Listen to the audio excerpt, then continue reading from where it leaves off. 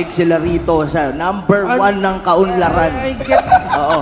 I get the fact kung bakit hindi din sila nag-gourd nung game number 1. Just because they needed someone, an assassin, na kaya niya i-take out yung Estes ng isang mabilis. Yun yung pinakatrabaho niya doon. And with the gourd, unless mahuli mo talaga kasi yung Estes sa isang lugar, you can't really burst them down. Yeah. So parang ngayon, medyo nag-iisip sila, SGD Omega going for that Lunox and the Bruno, parang they have a way to deal with that semi or this tankiness Yes. na meron ng Onic PH. Pero seeing the draft right now, SGD Omega na naman yung nag-adjust. They tried to set the tempo because of the ban sa Claude, na sinabi mo nga, Doggy.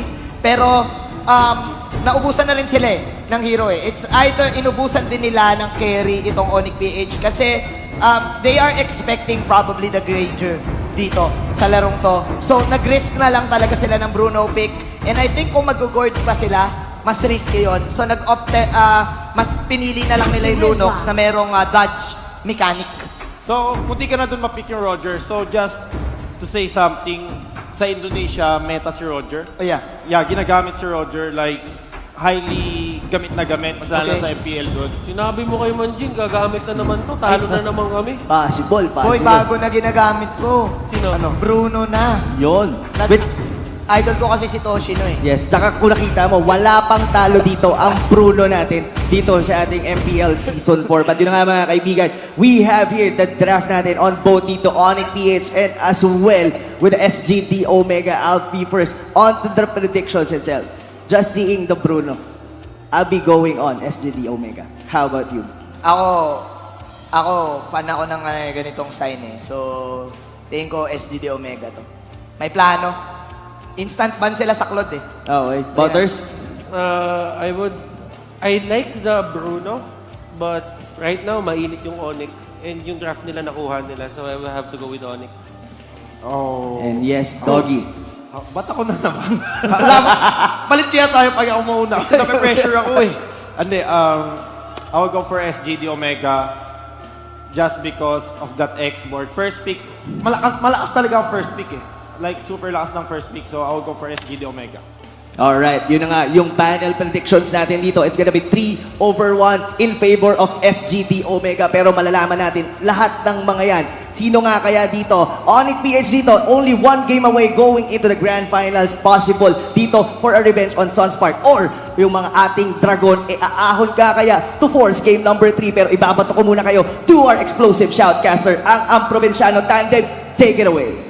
Maraming salamat sa mga panel natin. Who will make it to the Mobile Legends World Championship? Sino ang magiging bagong top 2 teams ng ating bansa? Dito na natin malalaman yan. Ito, actually, this will decide the second representative of the Philippines doon sa M1. Sa M1. Alam niyo yan, basta nakarating kayo sa finals. Ako si Kashinbu. At ako si Wulpo. Si Wulpo. Na ako nun. Wulpo. Ang inyong mga probinsyana tandem. As we move on to this Game 2 Best of 3 series between Onic and SG Dragon sa mga bagong dating, they are fighting to get into the Grand Finals. 5 Kuya, seconds till the Kashinbu. enemy reaches the Ang ganda battlefield. actually na, if you Smash think them. about deeply yung ginawang Bruno pick dito deployed. ng SGD Omega, hindi siya kontra sa mga heroes per se ng Onic PH. Oy. Kontra siya sa ginagawa ng Onic PH, sa strategies ng Onic PH.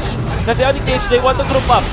May point nag-group up sila. Bruno excels in that area. Yeah. Problem lang dito is, where do you farm? Napakataas ng pressure dito na pwede makuha ng Onic PH. Ng Onic, yeah, that's the thing. And will you farm? When will you join the party? That's the question din. Kasi parang hindi yung Onic yung klase ng team na nai-split mo Kanina nga, dinalawang lane yung split dito na ginawa ng SGD and Onic was able to just blitzkrieg, no? Dumiretso lang talaga. Di ako sure sa Bruno. Actually, yung Bruno na nerf na despite being a successful pocket pick nung ating regular season. Tuwang-tuwa pa yung isa nating panel, Bruno.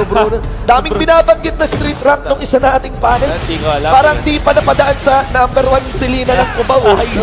Socorro! Ay, nako. Pero mamaya na yan. Dahil ito si Iyakto na kain na may pressure. Makakatakbo siya. Mukhang hindi. Blood.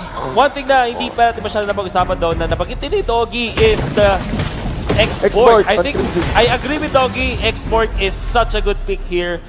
Actually, surprise ako yung Onic PH. Wala silang masyadong sagot sa isang export. Well, they do have so much stunts on their belt. Meron silang damage. Pero eventually kasi you want to go for the true damage output na pwede mong pag-tunaw dun sa export. Eventually siguro yung Granger, pwede. Pwede yung Granger. Actually, yung isang effective yung isang effective against the export, babanatan mo siya sa early game. Naalala mo yung ginawa ng Onic kanina? Dun sa export ni Renzo ng Sunsparks. Ganun, ikakamp mo. Pero ngayon parang hindi naman gumana eh. Parang nadali tayo. So, wag na muna. Hayaan na lang natin ang export. Kaso ngayon, eto, nakakabuelo sa export. Yeah. May Venus, ang ganda naman ng kanyang pag-engage. Normally, other tanks would have died dun sa ganong klaseng, Oo. gang. Face check Pero halo ang ganda sa'yo. nung nakaramdam siya, something's wrong. Nag-mamba out agad siya. Yeah, and that's still the first blood. Look at the gold here. Yeah. The gold actually favors Onic PH. This is actually a very different playstyle sa Onic. Normally, sila yung makikita mong biglang mga apatan. Ngayon, ang grupo ka agad ay yung SGD Omega, probably utilizing the Lunox here. Especially now that Carlos is sitting on the level 4. Adoop lang no na maging high impact si Carl C dito. It's not usual na nakikita natin madalas si Carl C sa Lunox as compared to his cushion. Exactly. Mapansin ko pala din sa SGD Omega from previous game at pati doon sa mga last series nila, mas prayo nila mag-push or mag-pressure ng Torre kesa mag-kuha ng turtle. And I think on average, SGD Omega always loses the turtles, specifically yung first 2 turtles. And Onic DH naman, mas prayo nila yun. Tapos tsaka sila mag-group up to push. So medyo may difference din talaga ng approaches yung pare sa teams natin. Oo nga. Parang ano yung mas valuable, no? Turtle or Torre. Pero parang ang running opinion ko din, actually for some din, mas may value yung Turtle kaysa sa Torre dito. Kasi yung Torre talaga sa Mobile Legends, medyo malambot na. Yeah. Madaling i-train. Even with the turret protection. Actually, kaya nga nilagyan ng turret protection. Kasi nga yung Torre, nung una, ang dali abusuhin, ang dali patumbayin. But this time though, Onic PH, nakikita natin na lugi nga sila ng kills, pero yung gold nasa Onic PH pa rin. Itang Tyrants, range naman, revenge naman nun, but it's yeah, especially with the Counter and Inferno still online on Kenji, you'll be expecting a lot of regeneration even for the times, and that opens up for him and even creeps you to go for the push on this turret. Yun sa classic, ganun sila ka-emphasizing sa rotation nila. Hindi na kinukumpleto yung push talaga, inahayaan na lang na yung minion. Kada segundo, sobrang importante. Every second counts dito sa may bottom lane. Ang gandang hurricane that's around. Great, napakagandang wall charge. Even better to get away. Double pa rin siya nito Shino dito. Nag-linger na palayo at makakatakbo. Pero may nakaabang. Yun yung export sa kaliwa dito naman. Sa bandang screen na nakita natin, Dilartumatagat na napakaraming bola. Pero ang unat pa rin. Kailangan niya tumakbo and he will get away. Walang namatay. Ibang level talaga yung Terris. Lalo pa ako naka-queen swings din talaga. Jakunat talaga mga kaibigan. Still steady in this game, equal gold lead. Yeah. Maganda dito, mukhang hindi nga talaga tayo makakita ng ganun kadaling 2-0, ladies and gentlemen. And alam mo yun, unless something escalate here, hindi mo rin nakikita nag-i-snowball si Wise dito or parang super lamang-lamang ng Esmeralda. We have to wait out a bit. This probably it. Oo, si Green. Eto. Taking so much damage, 50% na lang kanyang HP creep, so kailangan mag-ingat. Dahil dito si Umay Venus sa may bandang gilid. Kinasa na nga dito yung Tyrant's Revenge, pero hindi niya itutuloy. Then need to be careful, no? Steady lamang dito sa may pinakagitna. Mga kaibigan, nagpakita na agad si Kenji. Oy, Green. Ako po, may one charge. Makatang mo ba? Huwag gandang kontra mula din Sonic PH. Tyrant's Rage ang ginamit na kanila, pero mapapatay mo na yung Kufra.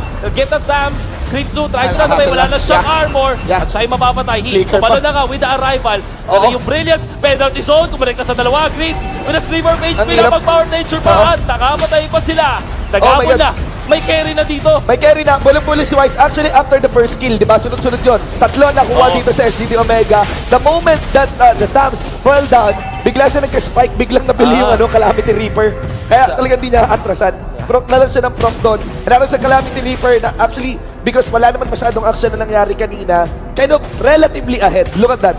Calamity Reaper, dapat maganda, 4-minute mark eh. Pero compared mo naman dito, sa side ng SGD Omega na wala pa, that's still an ahead Calamity Reaper. Sobrang laki niyan. Meron pa siyang Pillager as axe on top of it. Yeah. So, parang yung lamang niya actually. More shield procs din kasi meron siyang attack speed dagger there. So, I think ang item pad dito ni Wise would just go for the Feather of Heaven. Upright will want to get the procs on the shield. Not seeing any builder ng Necklace of the Runs here, even on the side of Carl G. I think Genius want yan, or if not Calamity Reaper or Concentrated Energy, mukhang malabo yung Necklace of the Runs at wala ka makikitang natural holder ng Necklace of the Runs. It's more about how you get the farm to your mid. At paano mo pa gagawin yun? Siyempre, bibigyan mo siya ng kills. So kung makita mo dito si Wise, 2-0-1 na siya, pero ito si Calgisi 0-1, nakita nyo naman yung bala ni Iyatu. Textbook kumonekta na. no? Textbook lang yung ginagawa ni Iyako doon with that dive. Alam niya, pwede ko tatayain. Alam ko yung combo ko. Tapos na Uy, to. Paul After at that, Star Move sinata. muna dito na brilliance tuloy dito. Yung Grabe. Lunox may Guardian's Barrier na ginamit dito pero walang makukulong. Mula sa side ng SGD Omega. In the mid lane side naman, makikita mo si Oh My Venus here. We're not seeing yet any big time ultimate. I just want to comment on the playstyle of Wise of this Esmeralda. Hilig niya talaga yung atras ng konti. Oo, fade away. Fade away. Fade away. Biglang lilikod. Nako po, speaking of fade away, eto na, isang kill na naman para sa ating Nako, ito na Ranger. yun. Oo, ito na yung sinasabi nating escalation. Ito yung sinasabi ko parang may fatigue factor. Again, medyo hindi ako favor talaga dun sa Bruno. Although a pocket pick in itself, parang ano siya, pakulong, ganon. Hindi siya ganon kasi hindi siya obvious na lamang na pop. Yeah. And sa sitwasyon ngayon ng SCD Omega na siguro may pagod factor nga at nilabas na nila lahat ng barahan nila. Ang hirap kapag pumili ka ng drop na parang hindi stable, hindi ganon ka sure win. Hindi sure win. Oo. And the thing with Bruno is, napakalakas siya sa late game. But it's also very easy to pressure. Hindi siya katulad ng ibang mga marksman na may wave clear na sobrang bilis. Like for example, Granger, di ba may Rhapsody siya? Nagtutunaw niya, wala siya ng ganun eh. Pero ito, natry nila. Dito si Gripsu, tapos na yung ultimate dito and he will fall and in comes the Hurricane Dance. Pero hindi masyado enough dahil si Wise tapa ako na dyan, nag-flicker pa nga. Yapi. Marching forward, lalaban pa ito. Onyx Starmon, kumonekta na. Napatay na nila yung Akai. Sama pa rin si Bruno. Tatlo ang napatumba. Brilliance ginamit na pero wala pa rin takas Yapi. as they take down 4. They take down 4. At actually may kasama pa Tol. This inner bottom lane turret. Very wise play there by Venus. Nung napin down si Wise, may nakuha si third target actually. Pero binigyan niya ng ticket. Kasi Wise huminto na umikot habang pinipin down ni Akay. Binigyan niya ng ticket yung isang kalaban. Tapos si Venus na yung kumuha doon ng third aggro. Alam mo yan si Venus, captain na captain talaga. Parang he's always there for his team nga talaga. Parang kung mag-iisip ka, dati season 3, ang headline natin, Coach Panda, the coach. Ngayon parang the support naman. The support. Ano ka? You'd go for Oh My Venus. Mahal na mahal niya talaga dun sa yung tropa niya. Imagine mo, binigyan niya ng ticket yung kalaban para siya yung Atakino Torre. Diba? Ito yung mapapakanta ka talaga ng kung wala ka ng... kung wala! Wala ka nang maintindihan. Actually, mawawalan ka nang maintindihan dyan kung nakabalir si Wise. Kung nakabalir si Wise. Pero, alam mo yun, ngayon yung panahon na, ang hula ko dito sa FPL Season 4, lalo pa kunyari magkaroon ng Grand Finals mamaya, wala nang bigayan. Wala nang bigayan. Uy, may naipit nga lang dito. That's Iyakto. And there's gonna be the shutdown. One charge too late. Patay comes Wise. Patay na yung Lunox. Rich so low. Ang ganda Guardian's Barrier dito. Hindi enough para makatakbo. Yung Akai, sama mo na rin dito. Export triple kill para kay Wise. Onic, mga kaibigan, isang napakalaking tinik sa lalamunan dito ng SCD Omega. Weird ni Wise. Ginawa ni Wise. Medyo napaliw lang. Napaliw. Not a wise decision. Totally not a wise decision. Resurrecting soon.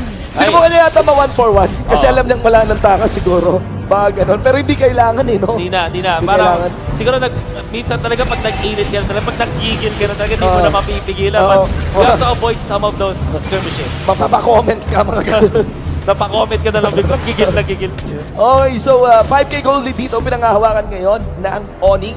The next point of skirmish or probably point of tension here is this jungle closer into the Lord. Lalo pa yung Onic, tinutulak nila ngayon yung vision as they got and scout information using the graph. And also Oh My Venus here as everyone is preparing for the push into the Lord. Naka-arrival naman yata itong Tams na to, so I think he will be joining the party here as well onto the bot. Kaya sinashop din.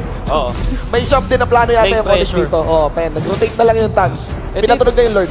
Ito yung tinitry mo i-control yung lane, yung lanes. Para syempre makapush siya. And actually, this is so important at this moments kung saan sobrang clutch na, agawan na to ng blue buffs. Kung sino mas maraming blue buffs, mas malaki yung advantage. Yapi.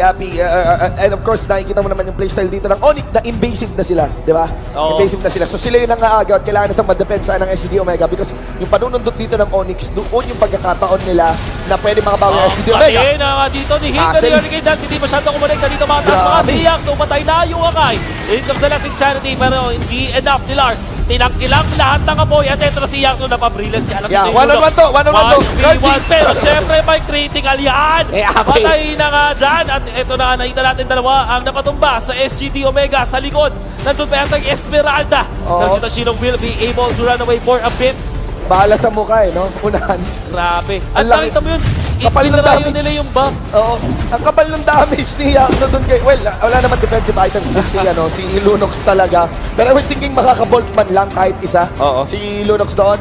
Kaya naman pala no, ganun kataling na si Yakno. Hindi lang sa galaw, tansyado. Tansyado. Tansyado niya rin yung damage. Kabisado niya rin.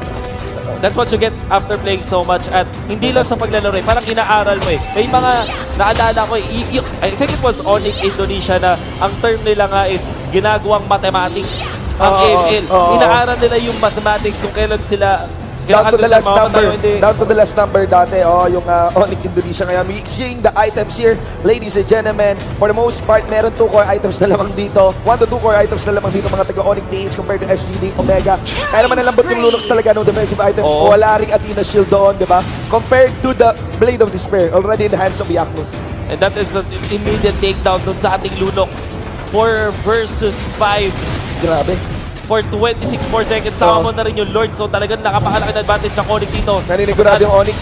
Naninigurado na nga. Even, katulad ng first game, di ba? Ang sumasama sa Lord ay si Grab, si Green. Kasi dinedelay niya gamit yung Guardian's Barrier para sabay-sabay yung late pressure. Kita nyo, dalawa yung nape-pressure na lane. At ito na nga yung Onic PH. Umaabante na si Green at si Dilar nasa fronta. Pero si Hit hindi niya maharap si Yang. Napakagandang sidestep naman noon. At ito, sa gitna naman yung target nila. After matake yung top, dalawang inhibitor na ang nakatumba ng Onic PH. This is totally within the expectations, ladies and gentlemen. With the 2 inhibitor, they're only setting their eyes sa pinakahuling inhibitor ng base dito ng SG Dragons Omega. Butas na mga pare ko ang base ngayon ng Omega and the final push is set in. Gusto na ng Onic makarating sa World Championship. Nako po, ito na yung talo ni Omay Venus pero they will try to dive under the base. Wise, nag-clear out ng minion wave dito.